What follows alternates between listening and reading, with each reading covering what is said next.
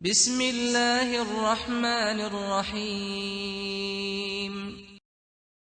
Dear students, welcome you all to week 12 of the e-learning program of Pakistan International School.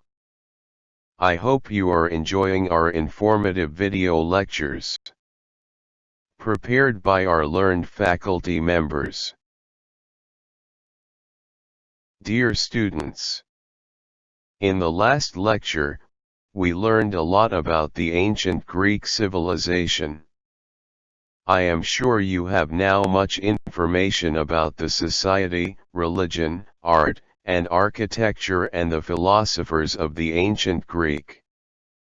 Today, we are going to have a detailed lecture about one of the great rulers of the ancient times. Watch the video very attentively. Dear students, in the last lecture, we discussed in detail about one of the oldest civilizations of the ancient time. I hope you remember. Yes, you are right.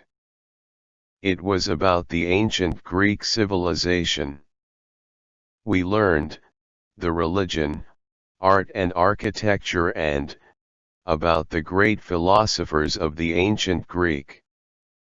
In today's video, we are going to know about one of the great rulers of the centuries, that is Alexander the Great. Dear students, feel free to ask questions during the course of lecture. Dear students, Alexander of Macedon, commonly known as Alexander the Great, was a king of the ancient Greek kingdom of Macedon and a member of the Argead dynasty. Alexander was born in Pella, the ancient capital of Macedonia, in July 356 BC. Philip, the father of Alexander, was assassinated in 336 BC, and Alexander inherited a powerful, yet volatile kingdom. He quickly dealt with his enemies at home and reasserted Macedonian power within Greece. He then set out to conquer the massive Persian Empire. Dear students, Alexander was one of history's greatest military minds, who as king of Macedonia and Persia, established the largest empire the ancient world had ever seen. Dear students, the question arises: was Alexander the Great really great? A great conqueror, in 13 short years, he amassed the largest empire in the entire ancient world, an empire that covered 3,000 miles. Many of Alexander's accomplishments were made possible by his father, Philip of Macedon. Dear students, although king of ancient Macedonia for less than 13 years, Alexander the Great changed the course of history. One of the world's greatest military generals, he created a vast empire that stretched from Macedonia to Egypt and from Greece to part of India. This allowed for Hellenistic culture to become widespread. Dear students, Alexander the Great was born in the Pella region of the ancient Greek kingdom of Macedonia on July 20, 356 BC, to parents King Philip II of Macedon, and Queen Olympia, daughter of King Neoptolemus. In 343 BC, King Philip II hired the philosopher Aristotle to tutor Alexander at the Temple of the Nymphs at Mysa. During his youth, Alexander was tutored by Aristotle until age 16. After Philip's assassination in 336 BC, he succeeded his father to the throne and inherited a strong kingdom and an experienced army. Dear students, Olympias was born in 375 and died in 316 BC. She was the daughter of King Neoptolemus I of Epirus, the sister of Alexander I of Epirus, the fourth wife of Philip II, the king of the ancient Greek kingdom of Macedonia, and the mother of Alexander the Great. Philip II of Macedon was the king of the kingdom of Macedon, from 359 BC, until his assassination in 336 BC. He was a member of the Arjad dynasty of Macedonian kings, the third son of King Amyntas III of Macedon, and father of Alexander the Great and Philip III.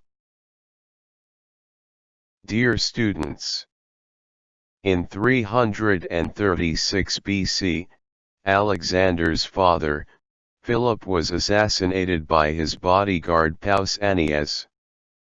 Just 20 years old, Alexander claimed the Macedonian throne and killed his rivals before they could challenge his sovereignty. Victory went to Alexander and the Macedonians. Alexander squelched rebellion in the northern region to the Danube River. In the process of requiring the Greek city-states, his forces destroyed Thebes, massacring all including women and children. Dear students, Alexander's forces of over 40,000 crossed at the Dardanelles into Asia. Alexander was victorious against Darius of Persia. Darius fled, abandoned his mother, wife, and children. Major cities in Asia surrendered to Alexander. He proceeded to Egypt and established the city of Alexandria and was made pharaoh. He again defeated Darius. This time he was proclaimed king of Persia, and royal city, Persepolis, was burned to ground. In the spring of 327 BC, his forces marched into India. He allowed rulers to continue to govern in his name. Dear students, Bucephalus or Bucephalus was the horse of Alexander the Great, and one of the most famous horses of antiquity. Ancient accounts state that Bucephalus died after the Battle of the Hydaspes, in 326 BC, in what is now modern Punjab province of Pakistan, and is buried in Jalalpur Sharif, outside Jhelum, Punjab, Pakistan. Dear students, the Greek army was dominated by the hoplite, which formed the basis of their infantry divisions. When engaging in battle, the phalanx would form a tight defense, and advance towards the enemy. The defense would be held tight by the hoplite shields and greaves, which formed a barrier on all sides of the unit. Dear students, it was only the north of India through which Alexander had marched. He had not really conquered the people, although he left Greek garrisons and Greek rulers behind him, and when he died, the people quickly revolted against the rule of Macedonia. So all trace of Alexander and his conquests soon disappeared from India.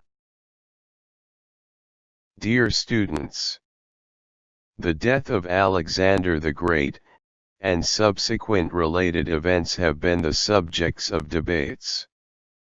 According to a Babylonian astronomical diary, Alexander died between the evening of June 10 and the evening of June 11, 323 BC, at the age of 32. Some historians say Alexander died of malaria or other natural causes, others believe he was poisoned. Either way, he never named a successor and his kingdom was divided among 3 of his generals. Dear students, today we discussed about one of the great ancient civilizations of the world, and the great ruler of Macedonia, Alexander the Great. Alexander the Great was a king of Macedonia who conquered an empire that stretched from the Balkans to modern-day Pakistan.